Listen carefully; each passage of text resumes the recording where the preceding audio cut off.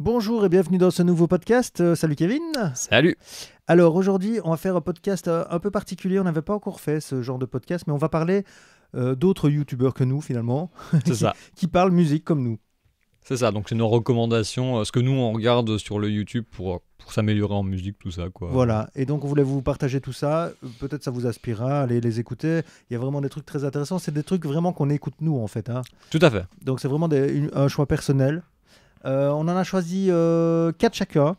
Ouais. Et on a un petit dernier en commun tout à l'heure où on vous parlera un petit truc différent, mais qui vaut la peine. C'est ça, qui rentre pas vraiment dans la case, mais qui est pas loin quoi. On va dire ça comme Exactement. ça. Alors on va commencer avec une chaîne qui est vraiment, en fait, qui est plein de chaînes dans une seule chaîne, et qui est en fait la chaîne Monte le son, qui a été créée par Thomann en fait. Ouais, ok. Et en fait, cette chaîne-là, j'ai écouté tous les... Ils ont plein d'émissions, je ne sais pas si c'est très clair ce que je raconte, mais ils ont plein d'émissions différentes, avec des gens différents, plusieurs formats, avec des gens différents qui présentent chaque format. Et moi, je pensais que c'était carrément des chaînes différentes. En fait, quand j'écoutais, je ne regardais pas spécialement d'où ça venait, parce qu'une fois que tu as abonné le truc, bah, tu les reçois et je les écoute, quoi. Et en fait, je me suis rendu compte en préparant ce podcast que c'était la même chaîne. Ok. Donc c'est vraiment, en fait, c'est des gens différents qui présentent des formats différents, et c'est pour ça que tu pensais que c'était des chaînes différentes. Voilà, c'est ça, exactement. Alors on va faire un peu le tour des différents formats. Il y a In The Box qui est présenté par Renoiser. Okay. J'aime encore bien Renoiser, j'aime bien sa façon de parler, j'aime bien sa façon de présenter les choses. Il est assez pointilleux, juste, je trouve, dans ce qu'il fait. Et là, In The Box, en fait, il présente certaines techniques. Voilà, c'est presque comme des tutos, quoi, en fait. Tu vois, l'idée. Ça a l'air intéressant. Ouais. Bah, alors pour info, ceux qui écoutent le podcast, je ne connais presque aucune chaîne que de ce que Ludovic va présenter et vice versa. Lui, il connaît pas tellement les chaînes que je regarde, notamment parce que je ne présente là que des chaînes en anglais et lui que des chaînes en français. Oui, parce que bon, comme tout le monde le sait, moi je ne comprends rien à l'anglais, donc je ne regarde aucune chaîne en anglais. Du coup, je découvre avec vous en même temps qu'il en parle et ça a l'air intéressant. Ouais. Alors, Renoiser, il a plusieurs autres formats. Il a le Renoiser Lab où en fait il teste carrément du matériel. Ah ok, plutôt cool. Ouais. Voilà. Et alors, vu comme c'est en partenariat avec Thomann, bah, il a plein de matos à sa disposition. Ouais, c'est la bonne planque là. Évidemment. Il a bien trouvé son truc là. Et alors, il a un autre format qui s'appelle Plug and Play, où là, en fait, le slogan, c'est une track, une machine. Donc, même chose, il reçoit une machine, peu importe ce que c'est, ça peut être n'importe quoi, un synthé ou quoi, et il doit faire c'est un défi, quoi, il doit faire une track avec. Ok, voilà. Plutôt cool. Et c'est vraiment... Et alors, parfois, il y a des invités où ils font des espèces de battles, tu vois. Ah ok, cool. Et donc, moi, j'aime encore bien aussi ce format-là, je regarde très couramment. Ah ouais, ça a l'air vraiment bien, ça j'irai voir en vrai. Alors, à côté de ça, il y en a dans ces formats-là, il y en a un que j'adore, c'est Salman, qui présente Culture Son. Ouais, okay. Qui est vraiment son truc à lui tout seul, quoi. Et là, c'est vraiment... j'ai presque envie de dire, c'est carrément des reportages, quoi. Tu vois, c'est presque comme si c'était fait pour la télé, quoi. Il raconte, en fait, des concepts ou genre de choses ou des expériences ou... voilà, par exemple, ici, j'ai sous les yeux les quelques vidéos, les dernières qu'il a fait. Il y a par exemple quel avenir pour les DJ sur Internet. Ok. Tu vois, tu as aussi comment je crée mes vidéos sur la musique, où là, il explique lui comment il fait. Où ces artistes se font des millions en vendant les droits des catalogues. Tu vois, ça part un peu dans tous les sens, mais il explique tellement plein bien. De choses voilà. en rapport avec la musique, quoi. Voilà. Je sais pas parler. Mais vraiment, il le fait d'une façon très journalistique, quoi. Ok, ça a l'air vraiment intéressant en effet. Ouais, moi j'adore vraiment. Et alors, il a un deuxième concept, un deuxième format sur cette chaîne qui s'appelle Dans le tempo avec Chronomusique. Ah oui, ça c'est un podcast. Ça c'est un podcast en fait où ils invitent des gens du monde de la musique et ça peut aussi partir dans tous les sens, mais c'est vraiment très intéressant. Alors évidemment, on va peut-être faire une petite parenthèse sur Chronomusique. Bon, on aime bien ce qu'il fait, quoi. Moi, j'adorais. Maintenant, il fait plus grand-chose. Il fait plus grand-chose sur sa chaîne, mais moi, j'adorais Chronomusique. Ouais, c'était cool. Ouais. D'ailleurs, vous pouvez toujours aller revoir dans son catalogue de vidéos. Il y a vraiment plein de choses. D'ailleurs, c'est un de nos compatriotes. On lui fait coucou s'il nous écoute. Ouais, il vient de Liège, même, carrément. Ouais, il vient de la même ville que nous, quoi.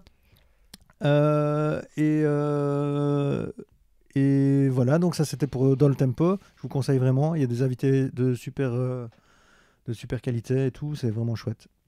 À côté de ça, il y a d'autres formats que je ne regarde pas spécialement moi personnellement, mais peut-être ça pourra vous intéresser. Il y en a un qui s'appelle la cover de Nala.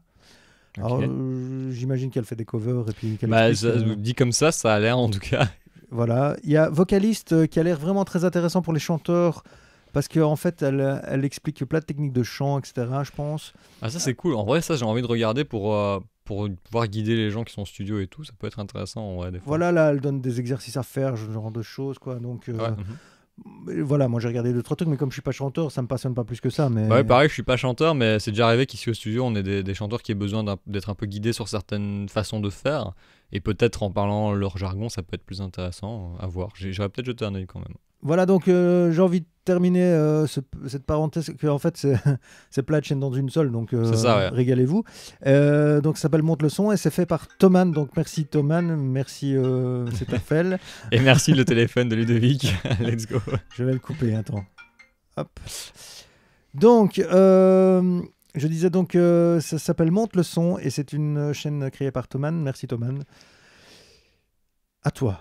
Ok, donc du coup moi la première chaîne que je vais que je vais présenter c'est Mix with the Masters. Donc c'est une chaîne donc en anglais, hein, comme je vous ai dit, je ne vais présenter que des chaînes en anglais, c'était un peu le concept, on s'est partagé ça comme ça. Et donc Mix with the Masters, c'est donc des toutes petites interviews de quelques minutes, des fois c'est un peu plus long mais c'est assez rare, de producteurs assez connus dans le monde de la musique, notamment Chris Lord Allier qui est très connu, il a fait notamment des plugins avec Waves et tout ça, des gens qui ont mixé pour Justin Timberlake, pour Queen, des trucs comme ça. Donc vraiment des gros ingénieurs du son, des gros producteurs. Ils font des petites interviews de 2-3 minutes où ils expliquent un petit peu comment ils ont fait telle ou telle chose. Donc évidemment ça vous montre pas, c'est pas un tuto parce que ça, en 2-3 minutes c'est pas possible, mais ça reste intéressant de les entendre parler, des trucs comme ça, voir un peu leur façon de faire et tout, plutôt cool. Ok, ça a l'air intéressant aussi, mais c'est dommage que c'est en anglais pour moi. Bah ouais, c'est que des gens qui viennent d'Amérique. C'est dommage ou qu'il n'y a pas encore les sous-titres automatiques sur YouTube. Hein. Il y en a, mais c'est traductions. mauvais, quoi. Ouais. Mais c'est pas ouf. Mais c'est dommage parce que moi, il y a plein de trucs que je sens que tu vas parler qui m'intéresseraient. Bon, bref, je passe au suivant alors du coup. Ouais, vas-y. Alors, un que j'adore aussi beaucoup, c'est Si Facile. Alors lui, il a vraiment un univers un peu particulier, il s'adresse aux gens un peu particulièrement, etc. J'adore ça. Il a un petit côté un peu nonchalant, je trouve, mais en même temps très très perfectionniste et très professionnel. Okay. Donc vraiment, je vais pas en parler longuement, mais c'est un gars que j'aime beaucoup écouter. Alors il fait des tutos, il fait des défis aussi. Notamment récemment, là, il avait reçu un clavier de chez Casio. Et il a fait aussi, le défi, c'était de faire une prod juste avec le Casio. Juste avec le Casio, quoi. Donc c'était sympa. Il fait des tests de matos aussi. Enfin voilà, des trucs un peu... Il fait un peu de tout, quoi. Un peu de tout, okay. Mais c'est surtout le ton, moi, qui me plaît bien. Ok, bah, j'irai jeter un œil aussi, hein, ça a l'air sympa, dit comme ça. Donc voilà, je te rejette la balle. Et toi? Ok, ouais. Bah, du coup, en parlant de un peu de tout, moi je vais parler de la chaîne de Recording Revolution. Donc c'est une chaîne qui, pareil, fait un peu de tout. Donc ils font des tutos, ils font des petits cours de marketing et tout ça. Ils ont des plateformes, ils essaient un peu de vendre leurs trucs aussi, évidemment, mais voilà, il y a quand même moyen d'avoir pas mal d'informations juste sur leur chaîne YouTube. Ils font aussi des interviews. Hein. Récemment, ils ont fait une interview avec l'ingénieur du son des Foo Fighters, je crois. Ah ouais, quand même. Plutôt intéressant. Et donc voilà, ils font vraiment beaucoup de choses. Ils parlent de matériel, qu'est-ce qu'il faut acheter pour faire un home studio, ce genre de trucs. Ils sont assez axés. C'est un peu ce qu'on fait nous, quoi. C'est un peu ce qu'on fait nous, mais en anglais. Voilà. Et pour le moment, j'ai encore jamais repris aucun de leurs concepts, mais il faudra peut-être qu'on fasse ça. C'est tous les youtubeurs français de toute façon. Donc. Et du coup, voilà, ouais, non, c'est cool. Des fois, je regarde leurs vidéos. Je regarde pas tout. Tout n'est pas 100% intéressant, mais ça m'arrive de regarder quelques trucs, genre l'interview avec la génération des Foo Fighters, évidemment, j'ai quand même maté un petit peu. Alors malheureusement, je trouve que l'interview elle est un peu plate, c'est un peu dommage, mais il dit des trucs très intéressants. Et du coup, voilà. Ok. Moi, je vais enchaîner directement avec une chaîne très très connue qui s'appelle La Machine à Mixer. Ça, je connais. Présentée par Étienne Tremblay. Très sympa le mec. Hein. Le mec hyper sympa. Tu vois bien, comment expliquer, hyper généreux. Enfin, tu vois, il est passionné. Et un Canadien. C'est un Canadien. Ça s'entend. Ouais, c'est très drôle, ouais, c'est très très drôle. Et alors, moi, c'est un truc qui m'a fait rire les premières fois que j'ai écouté ces vidéos, c'est les petits jingles de la fa, il les a fait lui-même à la bouche et tout, c'est super drôle, quoi. Et il a un très bon humour, ouais, c'est très très cool. Ouais, moi j'aime bien. Et alors, il est hyper dynamique. Allez voir, il fait des tutos, des tests de matos, ce genre de trucs. Parfois, il s'essaye même à un peu du vlog. J'ai vu quelques épisodes, c'est drôle aussi.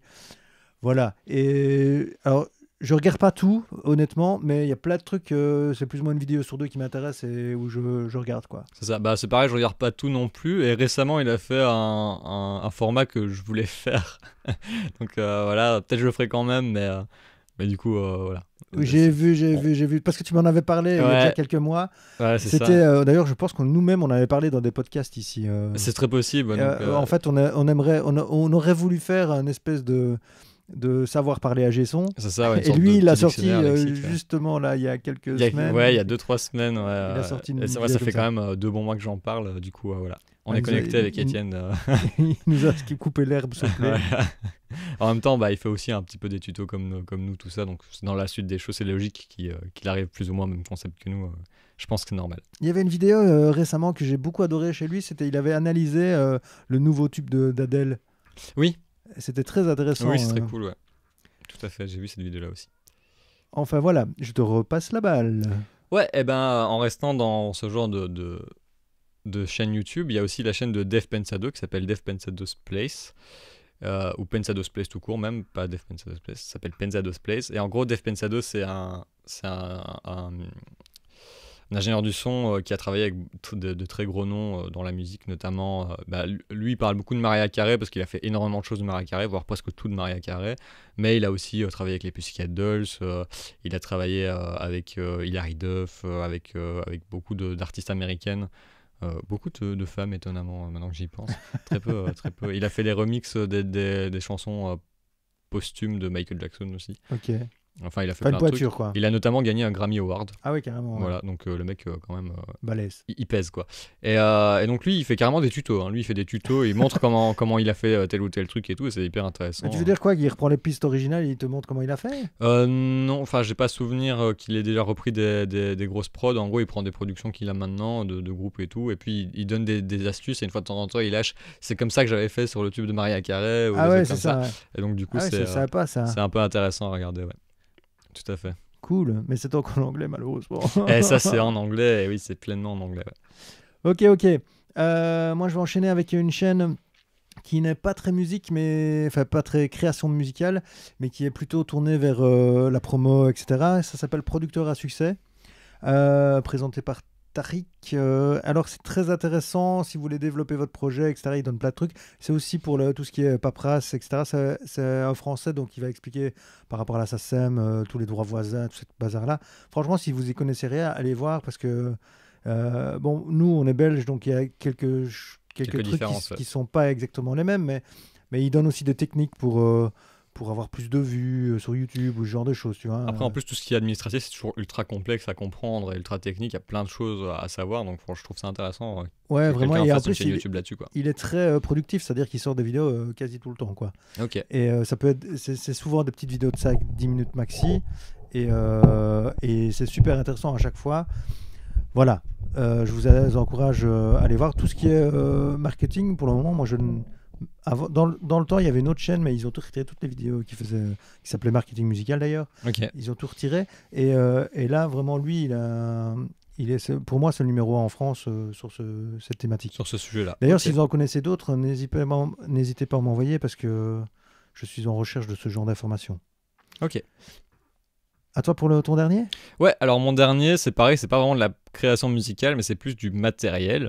Donc je vais peut-être estorpiller son nom, je suis vraiment désolé, mais je le mettrai de toute façon en description pour les liens. Il s'appelle Julian Krauss, je pense, ça se prononce comme ça, je suis pas sûr.